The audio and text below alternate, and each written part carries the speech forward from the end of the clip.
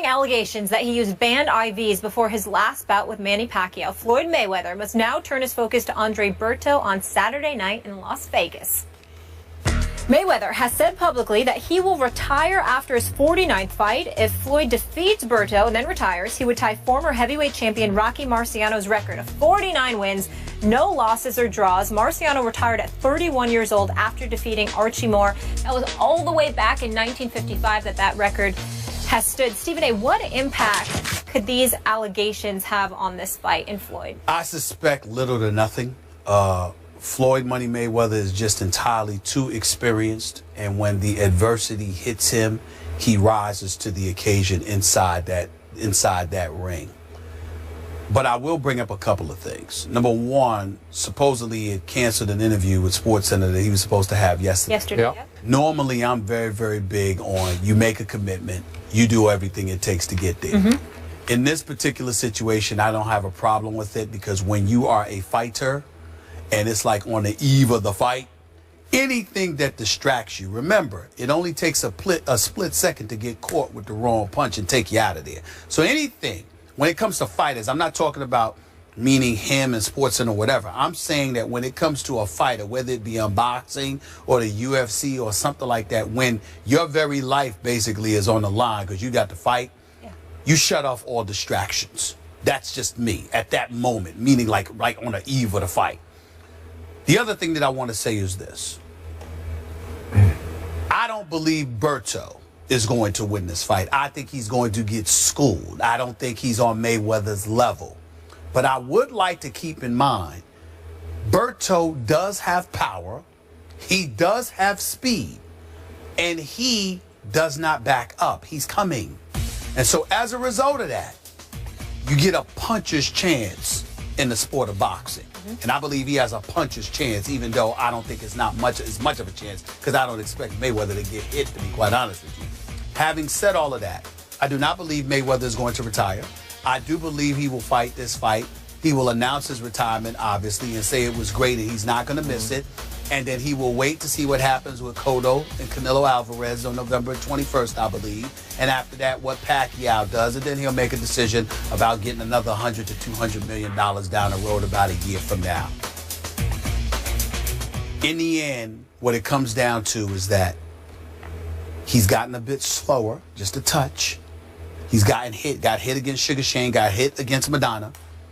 And so as a result of that, even though you surmise that this ain't going to be a distraction because he's too experienced and too much of a veteran, you never know, because we're talking about a split second where something could happen.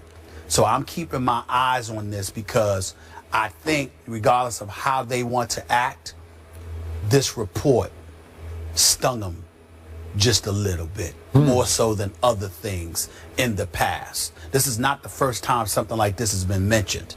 It's the first time it's gotten to this point. And I think that is categorically and emphatic as Leonard Ellaby was in denying to me personally that this is bogus, there's no truth to it whatsoever, this is much about nothing, this is a bunch of nonsense.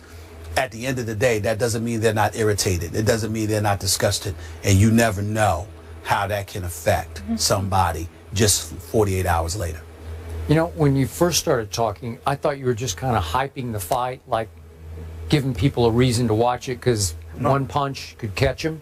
But the more you spoke, the more I thought you were showing your heart on this. You think that Floyd could be in a little bit of trouble here? I think it's possible from the perspective of, I don't think Berto, a boxer, is on Floyd Mayweather's level.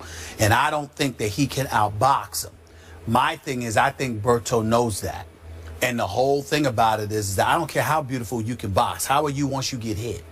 If Berto hits this guy, Berto is not as slow as Madonna, and he's not as old as Sugar Shane. If Berto catches Money Mayweather, there could be a problem. I don't believe it will happen, but again, the slightest distraction, when you get up there in age, reflexes just a touch slower, you never know. I'm not trying to promote the damn fight. I ain't going, but I'm telling you. You're going to watch it? Yeah, of course I'm going to watch it. Should I buy it? As a casual boxing fan, should buy it? Because we will definitely talk about it on We'll definitely talk about it. We're in this business. You know what? You can watch it because Berto is going to come to fight. Nah, that may not. That's going. I agree with you. But Andre Berto does not back up. Unfortunately, he walks into a lot of punches. That's right. And he has lost 3 of his last 6 fights, including losing via TKO to Jesus Soto Caras. That was because he was a one-on fight at that time, too. Okay. Just like you said, Pacquiao. I understand, Right. but still, the record is the record. And I did have an issue. Floyd should have gone ahead and made his appearance on SportsCenter at 6 o'clock. It was during the 6 o'clock hour last night. He must have been stung by this because Thomas Hauser's reporting raised a lot of serious questions, a lot of red flags, and I'm not sure Floyd wanted to have to deal with that. And maybe, as you say, this close to the fight, he wanted to just do a fight interview, and all of a sudden. For the record, I'm not saying he shouldn't have showed up. I'm just saying I understand it, considering gotta stay focused. right now on the eve of the fight. But in the end, I am with you. This is where I do admire Floyd. He's always in some, involved in some issue somewhere off the field, Outside so the to ring, speak, right? Outside the ring. And this man can focus like no one's ever been able to focus. So I'm assuming he will focus well enough and be skilled enough to just simply outbox Berto. Could Berto catch him? I don't know. I doubt it. I will buy the fight. I will watch to see what you brought up. Floyd is 38 years of age, and father time waits for no man, so maybe just a touch slower. I want to see him give Pacquiao a rematch because I think it would be a fair fight. Well, guys are desperate, and when you're desperate and you come after somebody and you force them to fight, and if you're Floyd and you don't like punching, it could be interesting. All right. Could be. Well, we'll see what happens. I hope it's not his last fight. I hope it's interesting. We'll see. Eli Manning gets paid? Say what? You might be surprised by the dollars. We'll fill you in on the contract details after the break. This is First Take. Stay with us, won't you? Today, the NFL season opens, but one man who can is Floyd, and we have to get into this story right away. Floyd Mayweather, who fights Andre Berto on Saturday night, took an intravenous injection that was banned under anti-doping agency guidelines on the eve of his fight with Manny Pacquiao in May, according to a report. SB Nation said Mayweather's medical team told collection agents that IV of saline and vitamins was given to Mayweather for rehydration purposes following the weigh-in. Although the substances were not banned by WADA, the fact that they were given intravenously was not allowed. According to the report, such injections and infusions are banned because they can be used to dilute or mask the presence of another substance. Mayweather was not available for comment Wednesday night. Skip, your reaction. Stephen A. Smith, this story really makes me wonder about what your man Floyd Mayweather Jr. has been up to. Because we all know that Floyd Mayweather Jr. has been out front for the sport of boxing, trying to clean it up in the fight against steroids. And now I'm starting to wonder if all that was just an act. A lot of bluster, a lot of sleight of hand deflection of blame, because maybe he was trying to deflect any scrutiny off himself, Floyd Mayweather Jr. And it seems extra hypocritical today because I remind you, as you well know, that Floyd and members of his camp publicly accused my man, Manny Pacquiao, of PED use, and my man Manny was so offended he took them to court and he won. And I also remind you that my man Manny, the night of that fight in Las Vegas, May the 2nd, was denied the ability to take a pain-killing injection in his torn rotator cuff because he had not submitted the day before the proper paperwork. So meanwhile, that day before, right after the weigh-in in Las Vegas, what happened? According to this report by Thomas Hauser and SB Nation, Floyd Mayweather Jr. went straight home and took an IV that is against the rules unless you're granted an exemption. By the way, that exemption was not granted by the U.S. anti-doping agency for 18 more days. They did it in hindsight. In retrospect, they said, oh, well, we're going to say it's okay 18 days after the fight. And it wasn't until 20 days after the fight that the U.S. anti-doping agency thought it might be a pretty good idea to inform the Nevada Athletic Commission that Floyd got this exemption for therapeutic use, this IV? Let me tell you what this IV reportedly had. It had 750 milliliters of whatever solution. It was saline and vitamins. Doesn't matter what it was. Saline solution. 750 milliliters went into Floyd's body, according to this report. The World Anti-Doping Agency that Molly referred to, the one I hang my hat on, the Olympic Testing Agency, says that the cutoff is 50 milliliters. Floyd went to 750 milliliters when only 50 are allowed under Olympic-style testing. Why, as Molly pointed out? Because if you put 750 milliliters in your body, which according to the average weight of an average male would be about 16% of your blood system, you can mask whatever's in there. You can cover it up going into a big fight against Manny Pacquiao. It doesn't prove anything, but it smells to highest heaven. And this whole idea of Floyd saying that he's been Olympic tested, this story just shoots holes all through that, because the U.S. Anti-Doping Agency is just this independent arm that operates in this country that you can pay to come and test you for your event. So its integrity has been challenged here. Its credibility is being challenged here because Floyd will call upon the U.S. Anti-Doping Agency to come and test him closer and closer to fights because he's gotten smarter and smarter. Floyd doesn't announce his fights until very close to fight time. Andre Berto, we know it's tomorrow night, September 12th. That fight didn't get announced until August the 4th. So in 4 or 5 weeks, that's all the testing that the U.S. Anti-Doping Agency is able to do. So what happened between the Manny fight and all the way up to August the 4th? Floyd could be doing anything. Olympic testing is 365 days a year, 7 days a week, 24 hours a day.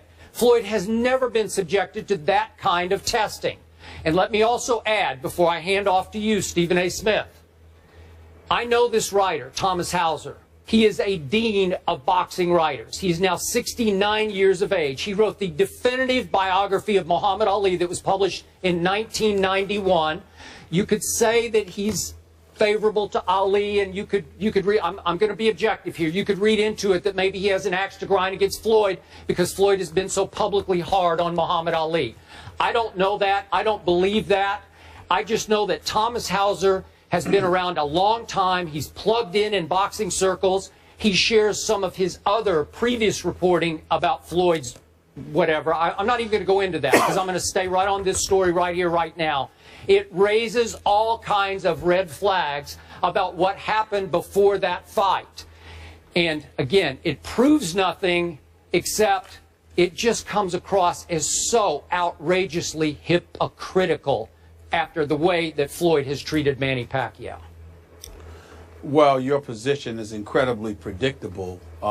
My facial expressions turned very serious once you brought up Thomas Hauser because I want to echo your sentiments. He's highly respected, and regardless of what some may feel about him or whatever, he's been connected to the sport of boxing for quite a long time. He's highly reputable, and it's not my place, your place, nor anyone else's place in this profession to question the work of this man. So I just want to make sure that I throw that out there before we say anything else. I totally agree with you there. Having said all of that, I took the liberty of calling Leonard Ellaby, the business manager and the CEO for Mayweather Promotions.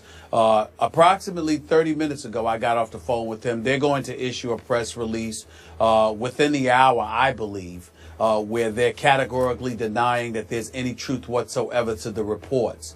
They're also going to remind the world that Floyd Money Mayweather has never, ever tested positive for drug use, banned substances, or anything of that ilk. They're categorically denying that there's any legitimacy whatsoever to this report. That's what they stand on. They stand on their history and their reputation of having a flawless record when it comes to PED use, intravenous drugs, or whatever the case may be.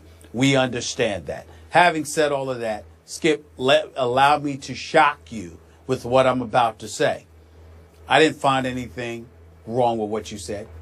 It doesn't matter how I feel, because you know I believe that Floyd Mayweather is the best boxer pound for pound on the planet Earth right now.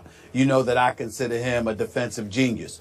But there is no question that if there is any truth whatsoever to these reports, it smells. It smells. Especially when you consider the fact that Floyd Money Mayweather has been adamant, particularly when it comes to Manny Pacquiao, about being tested, about bringing USADA into the equation, about proclaiming time and time and time again, if you want the best, take the test. I'm not sure I quoted him accurately verbatim, but it was something along those lines. And so when you hear about any kind of shady behavior as it pertains to the allegations being levied against Floyd Money Mayweather, it definitely smells. It's definitely not a good look. And it's incredibly appropriate that all of us get to the bottom of it.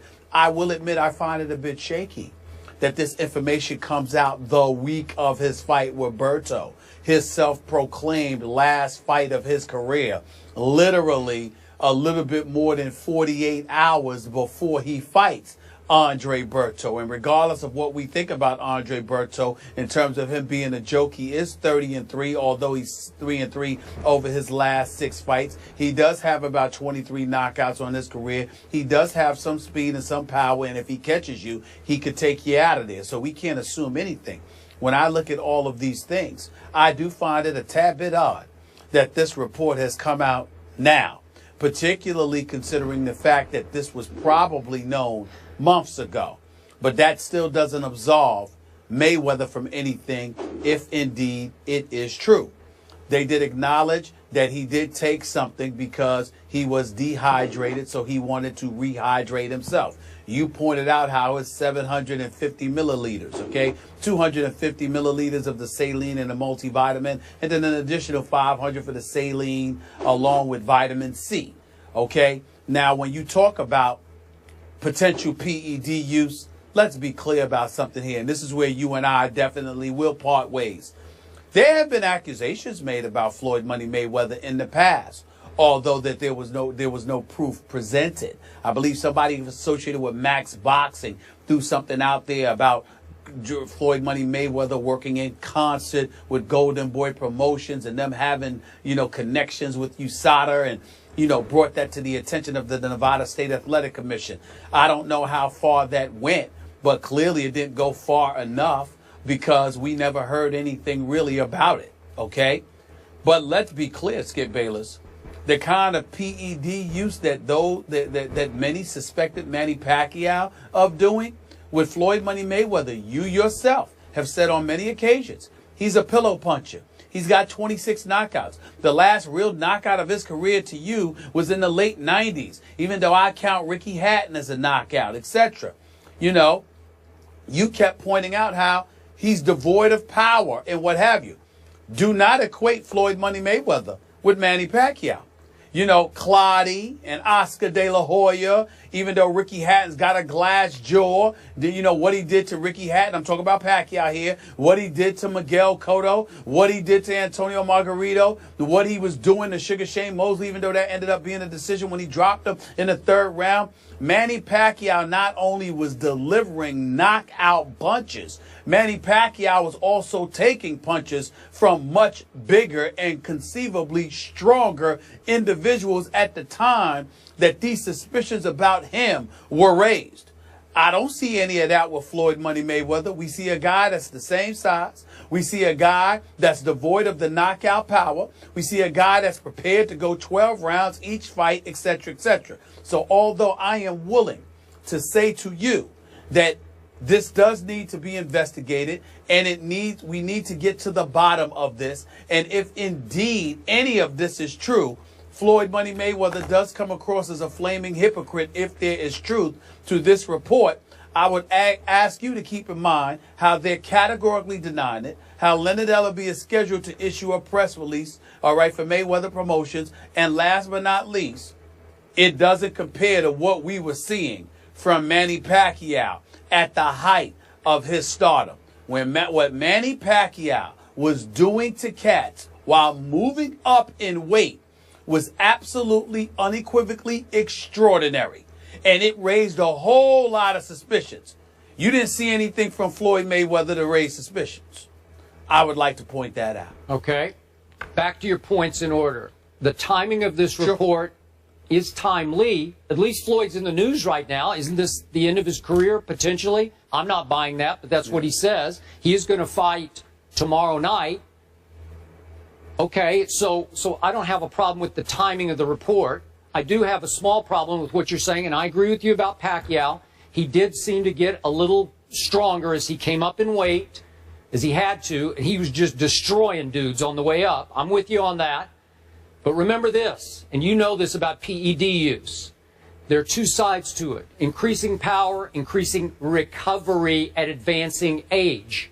Floyd Mayweather Jr. is now 38 years of age. So I could see where at some point, I don't know this for a fact, but you could resort to it for recovery from some of the beatings that you have taken. Because Floyd has taken some punish. I know he's the greatest defensive boxer ever, but he's taken some shots before. You've talked about him on this show. But I'm saying there could be just recovery involved here. Well, Skip Bayless, he got hit by Sugar Shane Mosley in round 2 of their fight. Yeah. He got rocked at the end of the 3rd round by Madonna in their fight. He did. What other beating has he taken? Okay, but I'm just saying these are shots for an aging fighter to take. Well, work with me. Work with me. He got hit by a blow in 2 fights. One by Sugar Shane Mosley, the other against Marcos Madonna. At no other time has he been beat up in his career. Manny Pacquiao, believe it or not, I've never had a problem with the power that Manny Pacquiao exhibited when he was moving up in weight. Even though others may have, Skip, that wasn't my issue with Pacquiao. You know what my issue was? How he would literally invite you to punch him. Like, bring it on, and literally take punches. Okay. And I said, whoa. Now, when you see the pythons on a guy like Clottey, when they fought at Jerry Jones' $1 billion plate. I know. And I saw this guy take a play. Well, that's what I'm saying. Stephen A. Two are two different things. Manny Pacquiao was born with natural punching power that Floyd never has had. I agree. I'm sorry, you could argue it got enhanced, but I'm not arguing that. Okay, now I'm going to close this up by saying you referred to the reports on Max Boxing back in the website back in 2012. Yeah. A lot of those came from the same Thomas Hauser. I just encourage our viewers, if you have a couple of minutes, because it's going to take a couple of minutes, go read Thomas Hauser's report on SB Nation right now, because he goes into detail about all of his past investigations into Floyd's. Well, I'm going to leave it alone because I don't want to accuse Floyd any more than what we did with this IV. Okay, but go read it and then you can make your own conclusions, because he did have one hard evidence that he reported even again today. Before the Guerrero fight, the Mayweather-Guerrero fight, Floyd did have a test that became public by USADA that was a red flag test. It's the testosterone to epitestosterone levels. They were out of balance enough that trust me, the Olympic testers, WADA, the World Anti-Doping, they would have red flagged that one and said, wait a second, we got to retest here. So Thomas Hauser does have that. I'm just saying, Floyd doesn't have a spotless record here. It doesn't look. I agree with that. It does not look spotless. He may have some explaining to do. But I'm saying to you, he sort of deserves the benefit of the doubt from the perspective that in the ring we've seen nothing different, whereas we saw something significantly different along the way with Manny Pacquiao. That's all I'm saying. All right, we'll leave it there. We'll continue.